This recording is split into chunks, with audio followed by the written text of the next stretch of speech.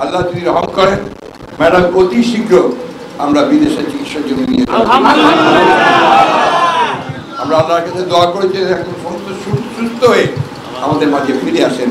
সেই এই সরকার একেবারেই নতুন সরকার, ইন্টারিম সরকার, তার দায়িত্ব যে সে নির্বাচন করেছে না, কিছু জঞ্জাল জমা হয়েছে, তো এই জঞ্জাল তো সলভ করতে হবে, ওইটুকু সময় তো তাদেরকে দিতে হবে, তাই না? সেইভাবে কাজ করে এখন এই সমাজের সংগ্রামকে জারি রাখতে হবে। ম্যাডামের যে আদর্শ তাকে অনুসরণ করতে হবে, ম্যাডামের যে বক্তব্য তাকে আপনার প্রতিষ্ঠিত করতে হবে, প্রেম ভালোবাসা দিয়ে সামনের দিকে যেতে হবে, কোনো প্রতিহিংসা নয়, প্রতিশোধ না। আসুন আজকে এই ম্যাডামের জন্মদিন আমাদের আরেকটা সুসংবাদ দিতে চাই।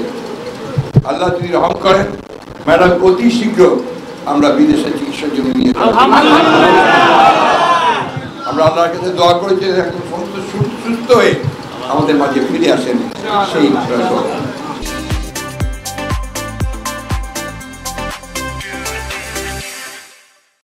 আজকে আমি আর বক্তব্য বাড়াবো না, আমি কিছু বেশি কথা বললাম, কিছু মনে করবেন না, কারণ এই কথাগুলো বলার প্রয়োজন আছে, এগুলোর প্রয়োজন আছে।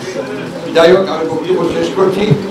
আপনারা সবাই ভালো থাকবেন, সুস্থ থাকবেন, ম্যাডামের জন্য দোয়া করবেন। আমরা আল্লাহ তাকে দোয়া করছি, আল্লাহ তাআলা তাকে সম্পূর্ণ সুস্থতা দান করুক এবং চিকিৎসা করে যেন আমাদের মাঝে ফিরে আসতে পারেন, বাংলাদেশের মানুষের কাছে ফিরে আসতে পারেন।